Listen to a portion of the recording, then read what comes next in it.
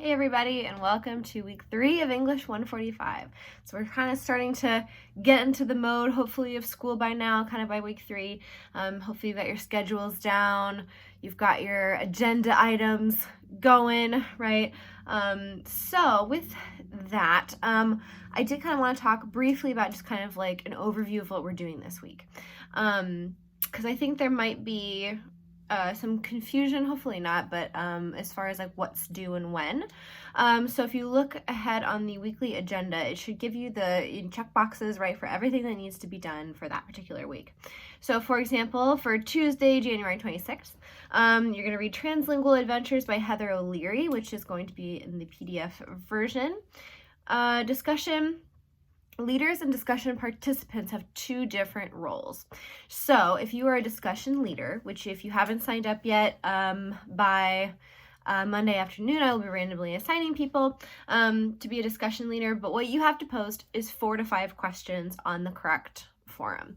Now, these questions are not, did you like the article? Or, have you ever traveled to Australia before, right? But getting at what is the article talking about, right? So you can kind of guess from the title, it's about translingualism, it's about language, it's about, your communication, right? Because in this class, it's writing in the academic disciplines, yes, but writing is a very broad term. It's writing and communication, right? So how are people communicating? Is it by speaking, Is that by, think about multimodality, right? So what are the different modes that people are using to express ideas, right? So if you're a discussion leader, you're going to ask 4 to 5 questions about the text that are about the writing, the communication, right? What is the subject of the text talking about, rather than just kind of going off on a side adventure, if you will. And then if you're a discussion participant, you're going to do the same thing like you did last time for that Tuesday date. So you're going to write that 300-word analytical response, except this time you're not going to be reading each other's. You're just going to be sending those to me, and then I'll respond to you individually.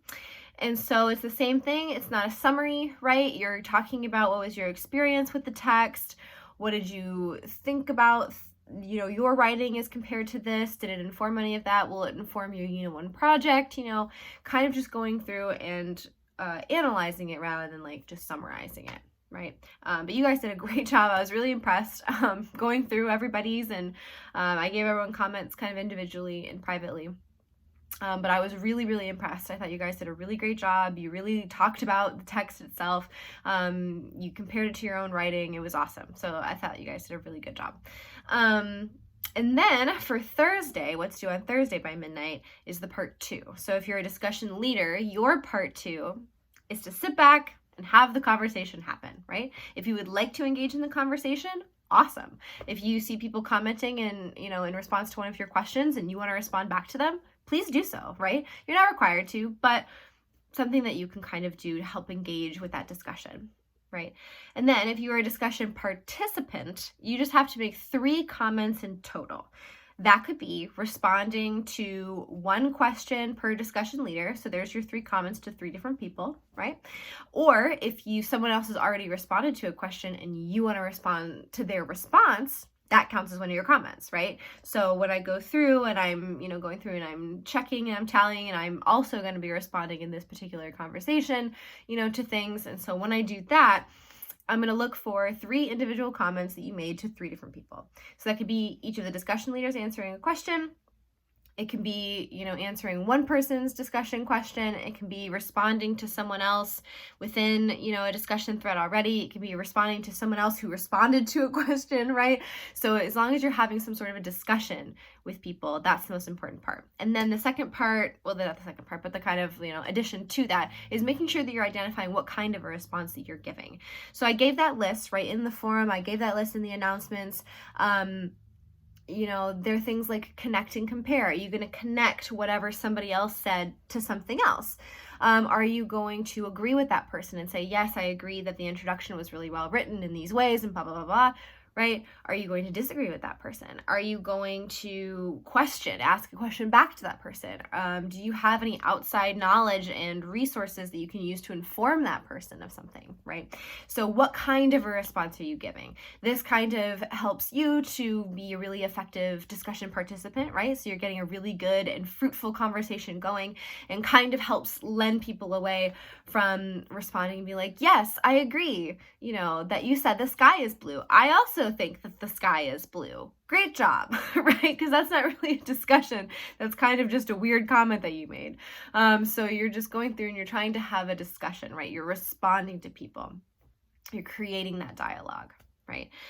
So that's what's due on Thursday by midnight. And then as you can see, there's always an other category.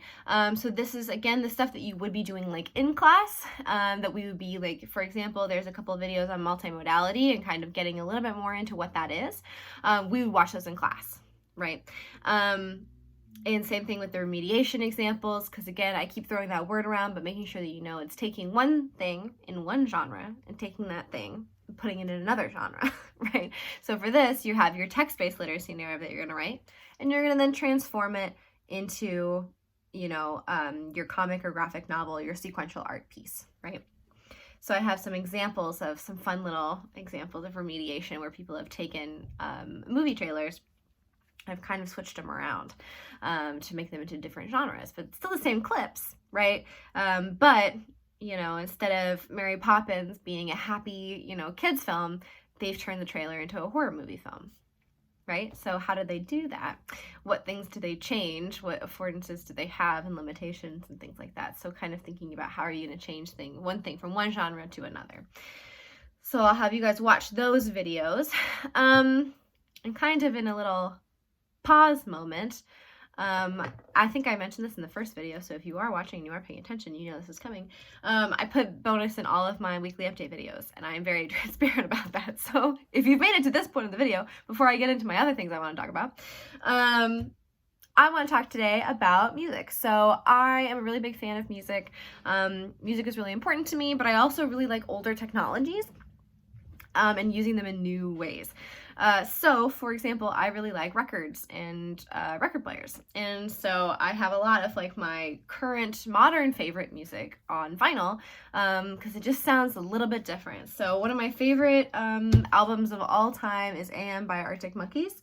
And this album sounds so good on record, on vinyl, and it just adds like a little spice, to your listening experience. So like that's really fun. I have this Bring Me the Horizon album, Sempiternal, that's also very good. Sounds very interesting to hear on vinyl. So kind of some modern music, but in record form. And I also have like, older records like that were from like the time, like for example, like Prince, things like that. But what are some of your favorite albums? So like those two albums, especially AM by Arctic Monkeys, is one of my favorite albums of all time. So like first song to last song, I love them all. They're so good. So what is one of your favorite like albums where you don't really skip any songs and you can really listen to it all the way through and you really like it? And of course, make it multimodal. So in your email to me with your bonus for this week, attached, either a picture, right? That makes it multimodal. Attach a music video maybe that you like. Attach anything else that kind of makes it multimodal. So therefore, more than just alphabetically telling me this is my favorite album, but like give me something else that makes it a little bit more multimodal to keep with our theme. And if you do that this week, I will give you 5 bonus points. So then moving on kind of into our next little discussion here that I did want to kind of touch on, is I wanted to remind you that your text-based literacy narrative is due week 4, so next week on Tuesday by midnight. So if you haven't gotten started on that, please do so. There's 3 to 5 pages that's going to be double-spaced, where you're going to talk about a specific story in relation to your literacy. So if your literacy is that you feel like you're really good at making flyers, okay, that's definitely a literacy, right? How did you learn that? Was there a specific time where you remember for a specific event where you made your first flyer, or you made a flyer that went really, really well? Tell me about it, right? Just tell me a specific story about that literacy. But then I also want you to tell me how you're going to use that skill, that writing communication skill, in your future academic discipline or professional career. So say, take my flyer example. If you have a really good story about you creating this flyer that brought tons of people to this event because everybody loved this flyer so much, right? You're going into advertising. Okay, that's probably going to be pretty, accurate as to how that's going to help you, right? Or maybe you have a really good story about how to communicate with different types of audiences at your current job, right? How's that going to help you later on? So say, you're working at Panera and you have to talk to different kinds of people. You've got your older crowd that comes in, maybe your younger crowd, maybe your lunchtime person is different than your dinner time person, right? How are you going to talk to all these people? How did you learn that skill? Tell me that story, but then also tell me how you're going to use that for your business degree that you're getting, right? So you're telling a specific story and then linking it to your academic discipline or professional career. And I hope that makes sense. And then I had also gotten a question that I have answered privately, but also would like to answer for you all, because you all might be wondering as well. If you look, there is 100 points for participation in this class. And I was asked, well, what does that mean for participation? So anytime that you respond in a respectful manner in a student-led discussion, that's good for participation in this class. If you reach out and you ask me questions, great. If you come to the lunchtime chats, that sounds good, right? Are you doing the things in the other category, right? So are you utilizing the brainstorming forum? Are you writing down, different types of literacies to help other folks out? Are you talking with your classmates? So how are you doing more than the bare minimum in this class is kind of what participation looks like, right? Because we're not in a synchronous class. We're not meeting face-to-face every day. You're not going to, your participation isn't marked by how many times you spoke during class, right? So participation for an asynchronous online class looks a lot different. So it thinks about community building and being respectful. That's good participation, right? Making sure that you're turning in quality work and then you're turning it in on time. Or if you can't turn it in on time, that you're communicating with me about that. Because I think I've said before, I want you to succeed, right? I don't want you to fail this class. I want you to get the grade that you want. And I can help you with that, but only if you let me know and you clue me in. If you're like, hey, I know that I'm supposed to respond to, the discussion by Thursday night, but something came up. I can't do it tonight. Can I do it tomorrow? Most likely, if you reach out to me before midnight on Thursday, most likely I'm going to say yes, because I want to help you, right? I want you to get something out of this class and also have it be a successful class for you, right? So that's kind of the last little note that I kind of wanted to end on with participation, is what does that look like? It's doing more than the bare minimum and it's participating in a way that is helpful, right, to our classroom community and our learning and our uptake. If you have any further questions on that, you can email me. You can come to my lunchtime chats on Thursdays at 1 for this class. And, we'll have a good time. If you hear my dog growling in the background, I apologize.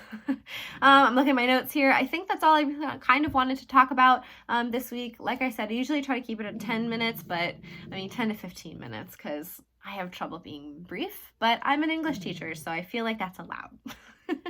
But yeah, hopefully you all have a good week. Start thinking about your text-based literacy narrative. What story are you going to tell? How is it going to connect to your academic discipline or your professional career? Engaging with the reading this week in that discussion. And yeah, if you have any questions, please email me. If you aren't available during our slot for lunchtime chats, Thursdays at 1,